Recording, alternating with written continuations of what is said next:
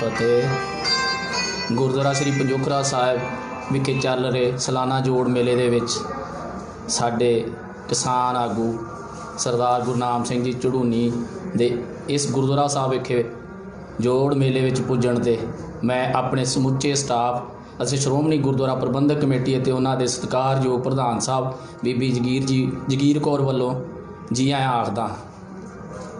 ਇਸ ਸਮੇਂ ਜੋ ਇਹਨਾਂ ਨੇ ਆਪਣਾ ਕੀਮਤੀ ਸਮਾਂ ਕੱਢ ਕੇ ਇਸ ਗੁਰੂ ਘਰ ਦੇ ਵਿੱਚ ਨਤਮਸਤਕ ਹੋਏ, ਅਸੀਂ ਆਸ ਅਤੇ ਉਮੀਦ ਰੱਖਦੇ ਹਾਂ ਅਤੇ ਬੇਨਤੀ ਵੀ ਕਰਦੇ ਹਾਂ ਸਰਕਾਰ ਨੂੰ ਵੀ ਜਿਸ ਪਰਪਸ ਵਾਸਤੇ ਸਰਦਾਰ ਗੁਰਨਾਮ ਸਿੰਘ ਝੜੂਨੀ ਜੀ ਆਪਣੇ ਸਾਰੇ ਸਹਿਯੋਗੀਆਂ ਦੇ ਨਾਲ ਕਿਸਾਨ ਦੇ ਹੱਕ ਅਤੇ ਮਜ਼ਦੂਰ ਦੇ ਹੱਕ ਦੀ ਲੜਾਈ ਲੜ ਰਹੇ ਨੇ, ਉਹਦੇ ਵਿੱਚ परमात्मा ਚੜ੍ਹਦੀ ਕਲਾ ਬਖਸ਼ਣ ਨੇ। ਵਾਹਿਗੁਰੂ ਜੀ ਕਾ ਖਾਲਸਾ, ਵਾਹਿਗੁਰੂ ਜੀ ਕੀ ਫਤਿਹ। ਵਾਹਿਗੁਰੂ ਜੀ ਕਾ ਖਾਲਸਾ, ਵਾਹਿਗੁਰੂ ਜੀ ਕੀ ਫਤਿਹ। ਸਰਦਾਰ ਗੁਰਨਾਮ ਸਿੰਘ ਜੀ, ਅਸੀਂ ਮੀਡੀਆ ਦੇ ਤੌਰ 'ਤੇ ਆਪ ਜੀ ਨੂੰ ਇੱਕ ਸਵਾਲ ਕਰਨਾ ਚਾਹੁੰਦੇ ਹਾਂ ਕਿ ਇਸ ਸਮੇਂ ਮੋਰਚੇ ਦੇ ਕੀ ਹਾਲਾਤ ਹਨ ਤੇ ਇਸ ਸਮੇਂ मोर्चा किन्ना हालातों से गुजर रहा है। सबसे पहले तो मैं गुरुद्वारा पंजोखरा साहिब के सभी प्रबंधकों और SGPC साहिबान का, उन सब का धन्यवाद करना चाहूँगा, पूरे यहाँ के स्टाफ का, यहाँ के प्रबंधकों का, जिन्होंने यहाँ आने पर बहुत मान सम्मान दिया है, उन सब का धन्यवाद है। और जो आंदोलन आज के टाइम में चल रहा है वो पटड़ी पे है, लेकिन आभास ये हो रहा है कि आंदोलन लंबा चलाना पड़ेगा और उस लंबा आंदोलन चलाने के लिए अब हम लोगों को इस तरीके से तैयार कर रहे हैं कि हर गांव से एक सिस्टम बना लें कि हमारे इतने आदमी परमानेंट धरने पे रहेंगे, अगले चले जाएंगे, पिछले वहाँ से आ जाएंगे, हफ्ता वाइज 4 दिन वाइज ऐसे एक सिस्टम हर गांव से जो भी इनको शूट करता है वो बना लें। एक परमानेंट हाज़िरी हर गांव की वहाँ पे रहे ताकि वहाँ की संख्या कम ना हो।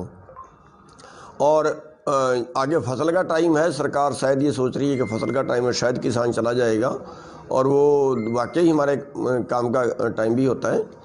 तो उसके लिए भी हम यही सिस्टम बना रहे हैं कि पीछे जिन लोगों का काम ख़राब होगा या जो लोग धरने पे होंगे या जो इन लोगों के ट्रैक्टर वहाँ पे होंगे, उनका काम जो पिछले गांव वाले हैं वो सभी संभालेंगे।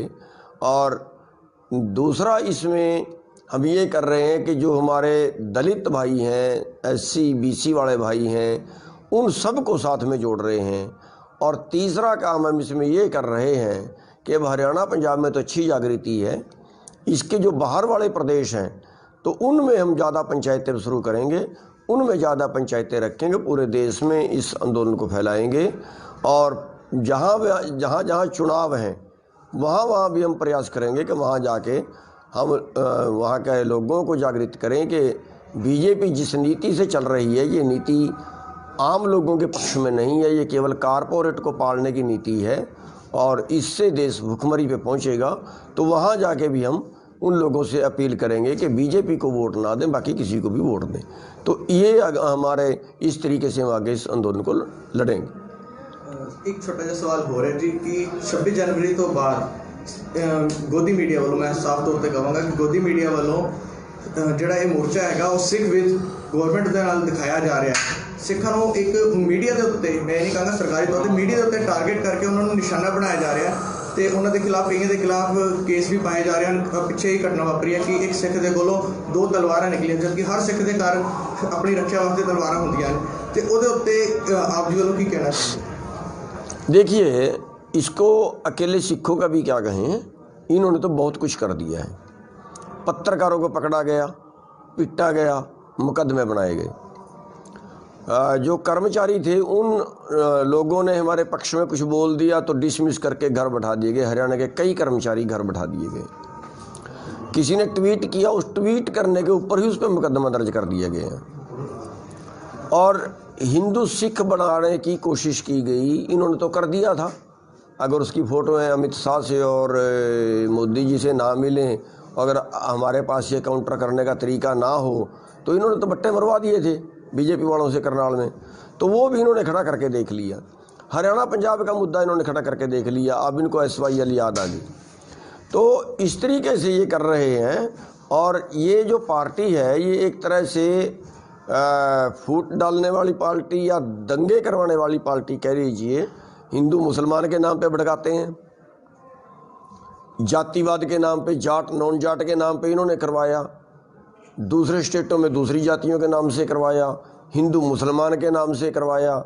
ये इनका काम में विश्वास नहीं है, इनका देश की कोई तरक्की कैसे करनी है उस पर कोई ध्यान नहीं है, 1% कोई ध्यान नहीं है। इनका ध्यान दंगे करवाओ, राज करो, फूट डालो, राज करो, और देश का सारा जो पैसा है वो कारपोरेट के हाथ में जाए, देश बिके, देश कुछ हो। इन्होंने हवाई अड्डे बेच दिए, इन्होंने बंदरगाहें बेच दी, इन्होंने ट्रेनें बेच दी, इन्होंने सड़कें बेच दी, इन्होंने कंपनियां बेच दी, इन्होंने बैंक बेच दिए। छोड़ा क्या है, बचेगा क्या? ये सब कुछ को बेचेंगे। और इनका तो बस एक ही इलाज है कि हम सब कुछ भूल जाएं, हम सिख हैं कि हम हिंदू हैं कि हम मुसलमान हैं, ये भूल जाएं। उनको एक बात सबसे पहले याद रहनी चाहिए कि सबसे पहले तो हमारा पेट है, सबसे पहले तो हमारा रोज़गार है।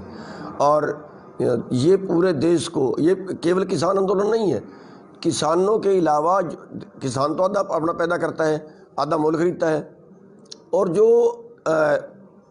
हमारे दलित भाई हैं, मजदूर हैं, शहर वाले हैं, दुकान वाले हैं, रेडी फड़ी वाले हैं, वो तो सारे का सारा खाने का सामान ही मोल खरीदते हैं। और जब सारा खाने का सामान इनके गोदामों में चला जाएगा तो हर भारतीय, हर नागरिक इनका ग्राहक होगा, और जो भी इनका ग्राहक होगा उसको फिर उसकी भूख के हिसाब से रेट होंगे, टाइम के हिसाब से रेट होंगे। जैसे आज पेट्रोल का बढ़ रहा है, आज का कुछ है, कल का कुछ है, परसों का कुछ है, तो इस तरीके से अनाज का भी आगे ये होगा।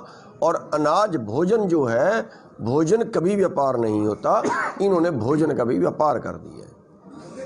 26 जनवरी तो बाद नौजवानी ਨੂੰ ਤੁਸੀਂ किसान मोर्चे ਦੇ ਨਾਲ जोड़न वास्ते की उपराले को करन जा रहे हैं? देखिए, ये जो आंदोलन है, ये इसमें इस बार नौजवानों का बहुत भारी योगदान रहा है, और नौजवानों के दम पे ये आंदोलन जीता जाएगा। बस इतना सा होता है कि अगर नौजवान अनुशासन में रह जाए और जो बड़े लोग हैं उनके तजर्बे से काम ले लें।